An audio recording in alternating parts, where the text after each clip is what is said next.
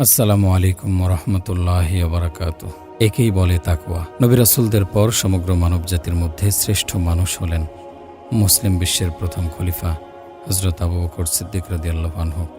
উম্মতের মধ্যে তিনি সর্বপ্রথম বেহেশতে প্রবেশ করবেন। তিনি এমন এক সৌভাগ্যবান ব্যক্তি যাকে বেহেশতের প্রতিটি দরজা আহ্বান করবে।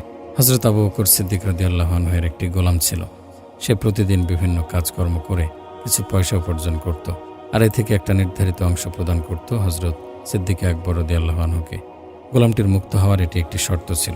প্রতিদিনের মতো গোলামটি আজও কাজে বেরিয়েছে। বিভিন্ন জনের সাথে সাক্ষাৎ করে কাজ চেয়েছে, কিন্তু কেউ তাকে কাজ দেয়নি। ফলে মনটা আজ খুবই খারাপ। সে চিন্তা করছে আজকে সে মনিবের কাছে কি জমা দেবে। এভাবে গভীর চিন্তায় মগ্ন হয়ে ঘুরতে ঘুরতে হঠাৎ সে এক গোত্রের কাছে এসে পড়ল। দেখল সেখানে বিশাল আয়োজন, বহু লোকের সমাগম, কিন্তু কেন, কি উদ্দেশ্যে এত বড় আয়োজন তা সে বুঝতে পারল না। সে ধীরে ধীরে সামনে এগুলো লোকদের জিজ্ঞেস করে জানতে পারল আজকে এ বাড়িতে বিয়ের অনুষ্ঠান হচ্ছে। মেহমানদের জন্য প্রচুর খাবার রান্না করা হয়েছে। এক এলাহি কাণ্ড। এ বাড়িতে বিয়ে, এতে তার কি আসে যায়? তার প্রয়োজন একটি কাজের, প্রয়োজন কিছু অর্থ কড়ির। কিন্তু সন্ধ্যা ঘনিয়ে এলো, এখন পর্যন্ত মামুলি কোনো আয় উপার্জনের ব্যবস্থাও তার হলো না। তাই সে ভীষণ চিন্তিত, দারুণ হতাশাগ্রস্ত। বিষণ্ণ মন নিয়ে গোলাম ফিরে চলল। মনে মনে বলল, না, আজ কোনো কাজ পাবো না। ফিরে গিয়ে মনিবকে বুঝিয়ে বলবো অনেক চেষ্টা করেছি, কোনো কাজ পাইনি, তাই খালি হাতে ফিরে এসেছি। এসব ভাবতে ভাবতে সে বাড়ি থেকে বের হচ্ছিল। এমন সময় এক লোকের সাথে তার দেখা। লোকটিকে আগে দেখেছে বলে মনে হলো। লোকটি বলল, আমাকে হয়তো ঠিকভাবে চিনতে পারছো না।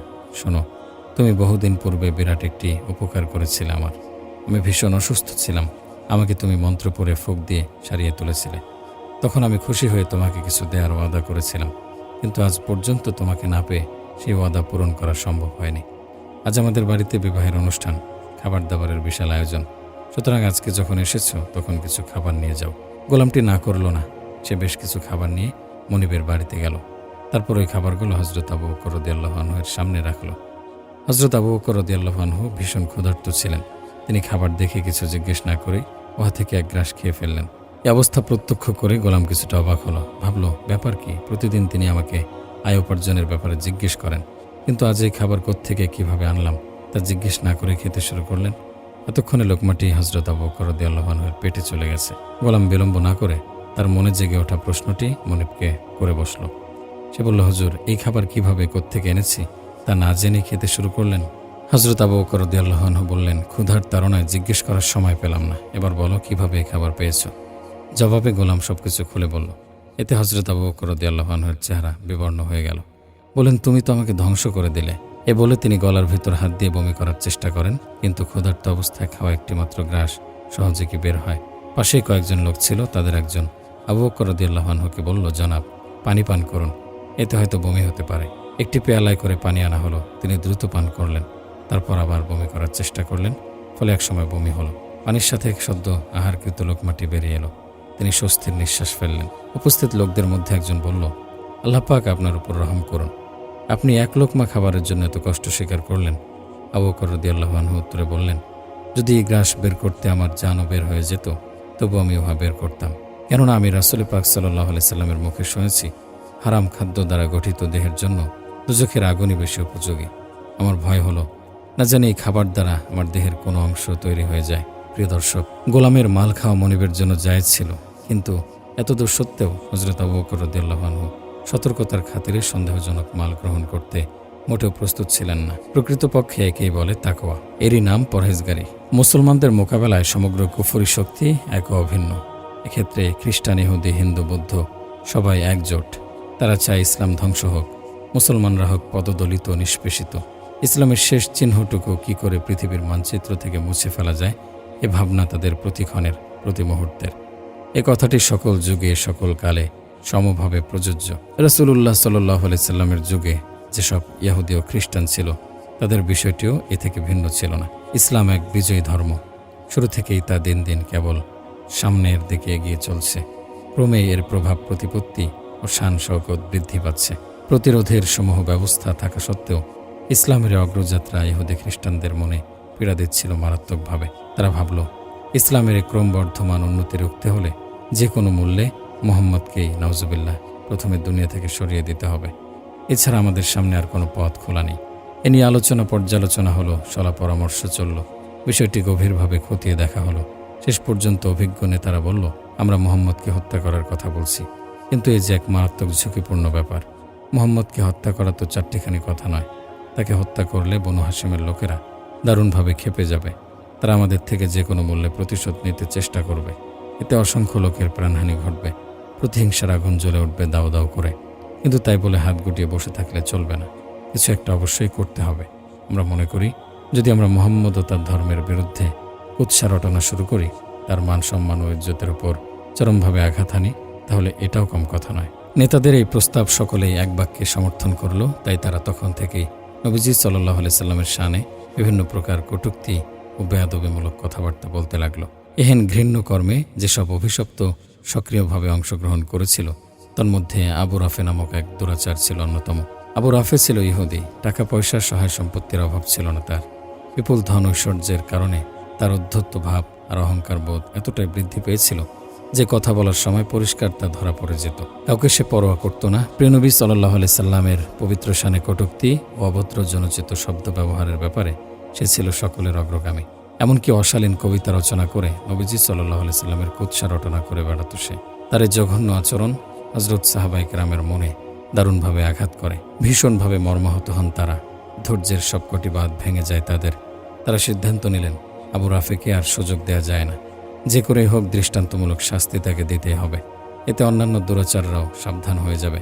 তারা ভাবতে শিখবে, মুহাম্মদ সাল্লাল্লাহু আলাইহি সাল্লামের শানে বেয়াদবি করে পার পাওয়া বড়ই কঠিন।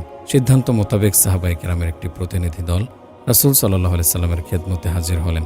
বিনয়ের স্বরে বললেন, হে আল্লাহর রাসূল, আবু রাফের ঘৃণ্য কর্মকাণ্ড সম্পর্কে নিশ্চয়ই অবগত আছেন।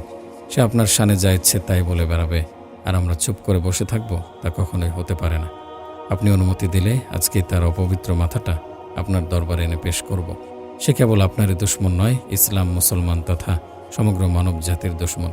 এরূপ বেয়াদবের দৃষ্টান্তমূলক শাস্তি হওয়া চাই। সাহাবাদের রক্ত তখন টকবক করছিল।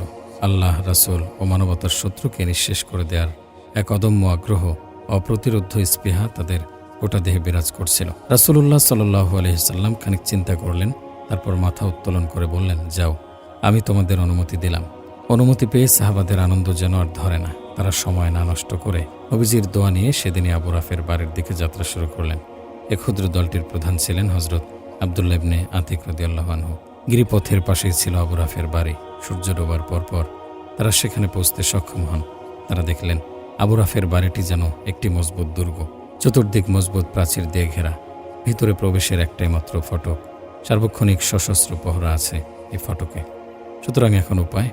দলপতি আব্দুল্লাহ ইবনে আতিক রাদিয়াল্লাহু আনহু কি যেন ভাবলেন। তারপর বললেন, একত্রে ভিতরে যাওয়ার চেষ্টা করলে ধরা পড়ার সমূহ সম্ভাবনা আছে। সুতরাং কৌশলে কার্য উদ্ধার করতে হবে। তোমরা এখানেই থাকো, আমি সামনে এগিয়ে দেখি কি করা যায়। এ বলে তিনি এক পা দুপা করে অত্যন্ত সতর্কতার সাথে ফটকের সামনে চলে যান। পাহারাদার তখন দাঁড়িয়েছিল। আবছা অন্ধকার থাকার কারণে সে আব্দুল্লাহ ইবনে আতিক রাদিয়াল্লাহু আনহুকে চিনতে পারেনি। আব্দুল্লাহ রাদিয়াল্লাহু আনহু ছিলেন অত্যন্ত বুদ্ধিমান। তিনি মুহূর্তের মধ্যে ফন্দি হেঁটে গেটের এক কিনারে পেশাবের ভান করে বসে গেলেন। ভাবখানা এমন যেন তিনিও এ বাড়িরই একজন সদস্য। এদিকে দ্বাররক্ষী বাড়ির একজন লোককে পেশাব করছে দেখতে পেয়ে হাঁক দিয়ে বললেন, ওহে আল্লাহর বান্দা, জলদি এসো, এক্ষুনি ফটক বন্ধ করে দেব। আব্দুল্লাহ ইবনে আতিক রাদিয়াল্লাহু আনহু এ ধরনের একটি সুযোগের অপেক্ষা করছিলেন। তিনি দ্বাররক্ষীর আহ্বান শুনে মোটেও দেরি করলেন না। তাড়াতাড়ি উঠে ভেতরে চলে গেলেন। তিনি ঢোকার সাথে সাথে ফটক বন্ধ হয়ে গেল।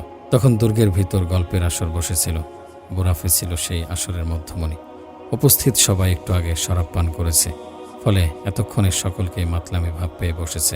অবস্থা লক্ষ্য করে আব্দুল্লাহ ইবনে আতিক রাদিয়াল্লাহু আনহু খুশি হলেন। তিনি আস্তে করে আসরের এক কোণে বসে পড়লেন। ধীরে ধীরে রাত গভীর হলো। সকলের চোখে নেমে এলো রাজ্যের ঘুম। কেউ নিজেকে আর নিয়ন্ত্রণে রাখতে পারছে না, একে অপরের উপর এলিয়ে পড়ছে। তাই এক পর্যায়ে আবু রাফে বলল, না, আজ আর বিলম্ব করা যায় না, আজকের মতো এখানেই শেষ। ফলে সকলে নিজ নিজ ঘরে চলে গেল। এদিকে আব্দুল্লাহ ইবনে আতিক রাদিয়াল্লাহু আনহু বসে বসে নীরবে সবকিছু পর্যবেক্ষণ করছেন। কে কোথায় যাচ্ছে তাও তিনি খেয়াল রাখছেন। আবু রাফেকে তিনি আগেই চিনতেন, সুতরাং সে কোন ঘরে শয়ন করল তা চিহ্নিত করতে তাকে তেমন বেগ পেতে হলো না। নিঝুম নিস্তব্ধ পুরী, কোথাও কোনো কোলাহল নেই, সকলেই ঘুমে অচেতন। কিন্তু রাসূলের একান্ত আশেক হযরত আব্দুল্লাহ ইবনে আতিকের চোখে কোনো ঘুম নেই। এই ঘুমন্ত পুরীতে একাই তিনি জেগে আছেন। আগেই বলা হয়েছে যে দলপতি আব্দুল্লাহ ইবনে আতিক রাদিয়াল্লাহু আনহু ছিলেন অত্যন্ত বুদ্ধিমান, বিচক্ষণ ও সাহসী। রাসূলের প্রেমে তার অন্তর ছিল কানায় কানায় পরিপূর্ণ। তাই রাসূল সাল্লাল্লাহু আলাইহি সাল্লামের চরম শত্রু আবু রাফেকে হত্যা করার পূর্ব পর্যন্ত তার হৃদয় রাজ্যে শান্তির হাওয়া প্রবাহিত হয়নি। সুতরাং স্বাভাবিক কারণেই সীমাহীন আগ্রহ নিয়ে মোক্ষম সুযোগের অপেক্ষায় ছিলেন তিনি।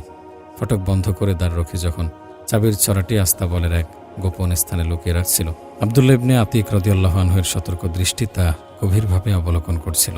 সুতরাং সবাই ঘুমিয়ে যাওয়ার পর তিনি উঠে দাঁড়ালেন এবং প্রথমে গিয়ে গেটের চাবিখানা উদ্ধার করলেন। তারপর অতি সঙ্গোপনে এগোতে লাগলেন আবু রাফের খাস কামরার দিকে। আবু রাফেকে হত্যা করা সাধারণ ব্যাপার নয়, মামুলি কোনো বিষয় নয়। পরপর 7টি গেট পার হয়ে যেতে হবে তার খাস কামরায়। পদে পদে রয়েছে শত্রুর হাতে প্রাণহানির সমূহ সম্ভাবনা। কিন্তু রাসূল প্রেমিক আব্দুল্লাহ ইবনে আতিক রাদিয়াল্লাহু আনহু কাপুরুষ নন, ভয় পাওয়ার মতো মানুষ নন তিনি। জীবন যায় যাক, এতে মোটেও আপত্তি নেই তার। কিন্তু নবীজি সাল্লাল্লাহু আলাইহি সাল্লামের মান রক্ষা তাকে করতেই হবে। তিনি জানের মায়া ত্যাগ করে একের পর এক গেট পেরিয়ে এগিয়ে চলছেন। সেদিন একটি গেটও বন্ধ করা হয়নি। বোধহয় মদপানের আধিক্যের কারণেই এমনটি হয়েছিল। আব্দুল্লাহ ইবনে আতিক রাদিয়াল্লাহু আনহু এক একটা গেট পার হয়ে ভেতর দিয়ে তা বন্ধ করে দিচ্ছেন, বাইরে থেকে কেউ যেন আবু রাফের সাহায্যে এগিয়ে আসতে না পারে। এজন্য এই সতর্কমূলক ব্যবস্থা। এভাবে এক এক করে গেট পার হয়ে আবু রাফের খাস কামরায় চলে গেলেন তিনি। ভেতরে ঘুটঘুটে অন্ধকার, চোখে ধাঁধা লাগছে, কিছুই দেখা যাচ্ছে না। কক্ষে নিদ্রায় বিভোর বহু লোকের শ্বাস প্রশ্বাসের শব্দটাই কেবল পাওয়া যাচ্ছে। ফলে দলপতির বুঝতে কষ্ট হলো না যে আবু রাফের কক্ষে আরও বহু লোক ঘুমুচ্ছে। একই কামরায় অনেক লোকের সমাবেশ দেখে তিনি ভাবনায় পড়ে গেলেন। চিন্তা করলেন, এই অন্ধকার কক্ষে এত লোকের মধ্যে আবু রাফেকে কীভাবে আমি খুঁজে বের করি। চিন্তা করতে করতে হঠাৎ তার মাথায় একটি বুদ্ধি এলো। তিনি ভাবলেন, যদি আমি আবু রাফের নাম ধরে ডাক দেই তবে সে অবশ্যই জবাব দেবে। ফলে তার অবস্থান চিহ্নিত করা সহজ হবে। চমৎকার বুদ্ধি, এছাড়া এখানে আর অন্য কোনো উপায় নেই। সুতরাং বিলম্ব হলো না, যেই ভাবা সেই কাজ। আবু রাফে, আবু রাফে বলে ডাক দিলেন হযরত আব্দুল্লাহ ইবনে আতিক রাদিয়াল্লাহু আনহু। কিন্তু কোনো জবাব এলো না। তিনি আবার ডাকলেন, এবারও কোনো জবাব পাওয়া গেল না। কিন্তু তৃতীয়বার ডাকার পর আবু রাফে বলল, কে?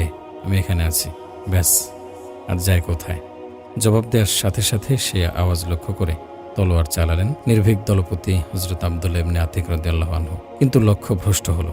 তলোয়ারের ঝনাত শব্দে ঘুম ভেঙে গেল আবু রাফের। সে অবস্থা বেগতিক দেখে চিৎকার করে বলল, কে আছো? বাঁচাও, আমাকে মেরে ফেললো। আব্দুল্লাহ ইবনে আতিক রাদিয়াল্লাহু আনহু আবার কৌশলের আশ্রয় নিলেন। তিনি আওয়াজ পরিবর্তন করে সহানুভূতির স্বরে বললেন, কি হয়েছে আবু রাফে? চিৎকার করলে কেন? আবু রাফে তাকে নিজেদের লোক মনে করে বলল, এইমাত্র কে যেন আমার দেহে জোরালো আঘাত এনেছে। আমি অল্পের জন্য প্রাণে বেঁচে গেছি। আলো জ্বালাও, দুষ্কৃতিকারীকে পাকড়াও। আবু রাফে কথা শেষ করতে পারেনি। তরবারির আরেকটি প্রচণ্ড আঘাত তার উপর পতিত হলো। ভয়ানকভাবে সে জখম হলো। ফিনকি দিয়ে রক্ত ছুটল। কিন্তু সাহাবী আব্দুল্লাহ রাদিয়াল্লাহু আনহু এর মনের জ্বালা এখনো মিটল না। তিনি আবার আঘাত হানলেন বেয়াদব আবু রাফের ওপর। এবারের আঘাতে তার পেট এফর ওফর হয়ে গেল। একটা গঙ্গানির শব্দ বেরিয়ে এলো তার মুখ থেকে। এরপর কয়েকবার ঝাঁকুনি দিয়ে নীরব হয়ে গেল চিরদিনের মতো। খতম হলো নবীর দুশমন, খতম হলো ইসলাম ও মানবতার শত্রু। ইতিমধ্যে কক্ষের অনেকেই জেগে উঠেছে। কিন্তু এতক্ষণে আব্দুল্লাহ ইবনে আতিক রাদিয়াল্লাহু আনহু কক্ষের বাইরে এসে সিঁড়ি বেয়ে নিচে নামছেন। তার মনে বিপুল আনন্দ, সাফল্যের গৌরবে গোটা অন্তর পরিতৃপ্ত। তিনি যে সিঁড়ি বেয়ে উপর থেকে নিচে নামছেন এদিকে তার কোনো খেয়াল নেই। অন্ধকার হওয়ার কারণে সিঁড়ির স্তর বাকি আছে কিনা তাও দেখা যাচ্ছে না। ফলে মাটির স্তরে নেমে গেছেন মনে করে নিচে পা বাড়াতেই তিনি ধপাস করে মাটিতে পড়ে যান। ফলে তার পায়ের একটি হাড় ভেঙে যায়। এখানে মুহূর্তকাল দেরি করা মানে শত্রুর হাতে নিজেকে সঁপে দেয়া। তাই আব্দুল্লাহ ইবনে আতিক রাদিয়াল্লাহু আনহু আহত হয়েও আপন মনে দুর্বলতা আনলেন না। তিনি তাড়াতাড়ি পাগড়ি দিয়ে নিজের পাখানা বেঁধে নিলেন এবং দ্রুত চলে গেলেন অপেক্ষমান সাথীদের কাছে। ফিরতে দেরি হয় দলপতির জন্য। দলের সবাই অস্থির হয়ে সময় কাটাচ্ছিল। উপরন্তু আবু রাফের ভাগ্যে কি ঘটে তা জানার জন্য তাদের মনে ছিল সুতীব্র আগ্রহ। এবার দলপতির মুখ থেকে আবু রাফের পরিণতি জানতে পেরে সকলেই খুশি হলেন। অন্তর থেকে আল্লাহর শুকরিয়া আদায় করলেন, সাথে সাথে মনোনিবেশ করলেন আহত দলপতির আন্তরিক সেবায়।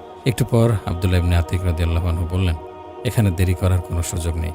কাফেররা এক্ষুনি হত্যাকারীর খোঁজে চারিদিকে ছড়িয়ে পড়বে। আপনারা দেরি না করে রাসূল সাল্লাল্লাহু আলাইহি সাল্লামের নিকট চলে যান। তার কাছে আমাদের সফলতার পয়গাম পৌঁছে দিন। দলের একজন বললেন, আপনি কি তাহলে যাবেন না? তাছাড়া আপনি আহত বটে। দলপতি বললেন, হ্যাঁ আমি যাব, তবে এখন নয়, একটু পরে। রাত তো প্রায় শেষ হয়ে এলো। খোদার দুশমন, রাসূলের দুশমন আবু রাফি সত্যি নিহত হয়েছে কিনা এর নিশ্চিত খবর নিয়েই আমি চলে আসব। মদিনার উদ্দেশ্যে কাফেলা রওনা হয়ে গেল। আব্দুল্লাহ ইবনে আতিক রাদিয়াল্লাহু আনহু আড়ালে লুকিয়ে আছেন। নিশ্চিত খবরের প্রতীক্ষায়। ইতিমধ্যেই সুবহে সাদিক হয়ে গেছে। চারিদিকে মোরগের ডাকাডাকি ভোরের আগমনী বার্তা জানিয়ে দিচ্ছে। ঠিক এমন সময় পাহাড়ের চূড়া থেকে ভেসে এলো একটি আওয়াজ, হে লোক সকল, হিজাজের অন্যতম ব্যবসায়ী আবু রাফের মৃত্যুর দুঃসংবাদ গ্রহণ করো। ঘোষণা শুনে হযরত আব্দুল্লাহ ইবনে আতিক রাদিয়াল্লাহু আনহু মদিনা অভিমুখে দ্রুত ছুটে চললেন। সঙ্গীদের সাথে দেখা হলো রাস্তায়। তিনি বিস্মিত কণ্ঠে বললেন, সে কি, এখনো তোমরা এখানে? জলদি চলো, নবীজির দুশমন খতম হয়েছে। চলতে চলতে এক সময় তারা নবীজির দরবারে উপস্থিত হলেন। আব্দুল্লাহ ইবনে আতিক রাদিয়াল্লাহু আনহু নবী করিম সাল্লাল্লাহু আলাইহি সাল্লামকে লক্ষ্য করে বললেন, হে আল্লাহর রাসূল, আল্লাহর অপরিসীম দয়ায় আমরা আজ সফলতা অর্জন করেছি। ইসলাম ও আপনার দুশমন আবু রাফে নিহত হয়েছে। এরপর তিনি ঘটনার বিস্তারিত বর্ণনা দিলেন। ফলে সকলের মন আনন্দে ভরে উঠল। চেহারায় দেখা গেল মিষ্টি হাসির ঝিলিক। ঘটনার বর্ণনা শুনে রাসূল সাল্লাল্লাহু আলাইহি সাল্লামও দারুণ খুশি হলেন। তার অন্তরে বয়ে চলল আনন্দের হিল্লোল। একটা মধুর হাসি ফুটে উঠল তার চোখে মুখে। কিন্তু এই আনন্দ বেশিক্ষণ স্থায়ী হলো না। আকাশে বিদ্যুৎ চমকানোর মতোই হঠাৎ এসে আবার তা মিলিয়ে গেল। আব্দুল্লাহ ইবনে আতিক রাদিয়াল্লাহু আনহুর পা ভাঙা দেখে রাসূল সাল্লাল্লাহু আলাইহি সাল্লাম বিষণ্ণ হয়ে উঠলেন। দু চোখে দেখা গেল ফোঁটা ফোঁটা অশ্রু। তিনি তাকে আদর করে কাছে ডাকলেন, বললেন, আব্দুল্লাহ, পায়ের বাঁধন খোলো, অনেক কষ্ট হচ্ছে বুঝি। আব্দুল্লাহ রাদিয়াল্লাহু আনহু ধীরে ধীরে বাঁধন খুললেন। রাসূল সাল্লাল্লাহু আলাইহি সাল্লাম দেখলেন তার পায়ের একটি হাড্ডি ভেঙে গেছে। তিনি দেরি না করে সাথে সাথে তার পবিত্র হাতখানা ভাঙা স্থানে বলিয়ে নিলেন। ফলে এক নিমিষে ভাঙা পা জোড়া লেগে গেল। চলে গেল সকল ব্যথা ও যন্ত্রণা। মনে হলো পায়ে যেন আদৌ কোনো আঘাত পাননি তিনি। প্রিয় দর্শক, আলোচ্য ঘটনাটি হযরত সাহাবায়ে কেরামের রাসূল প্রেমের অপূর্ব নজির।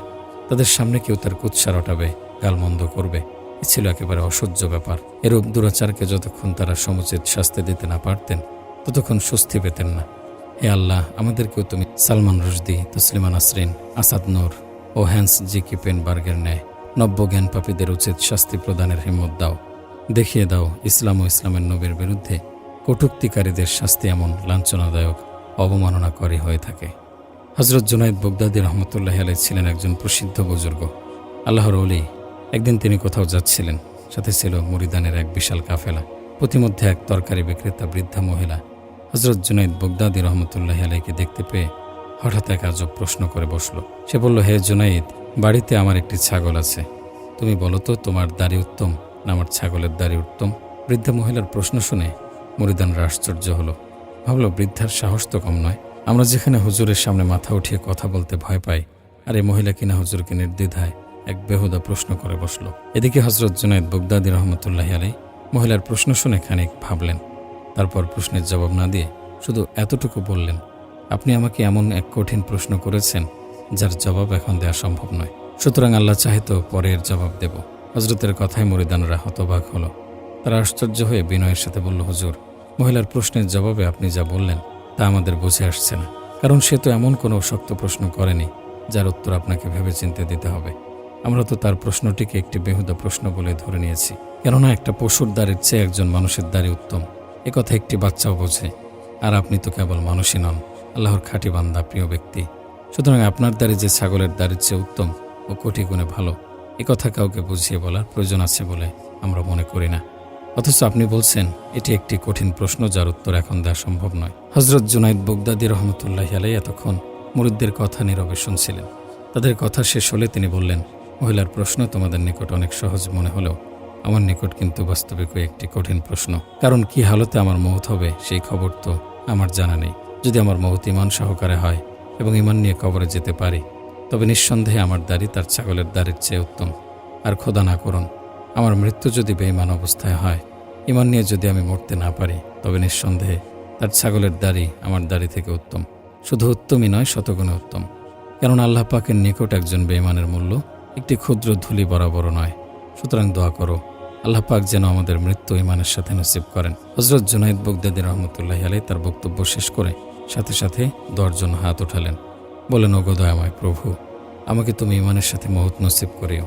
আর তোমার মেহেরবানিতে আমার মৃত্যু যখন ঈমানের সাথে হবে এবং কবরস্থানের দিকে আমার লাশ নিয়ে যাওয়া হবে, তখন কিছুক্ষণের জন্য আমাকে পুনরায় জীবন দান করিও, যাতে আমি ওই মহিলার প্রশ্নের উত্তর দিয়ে যেতে পারি।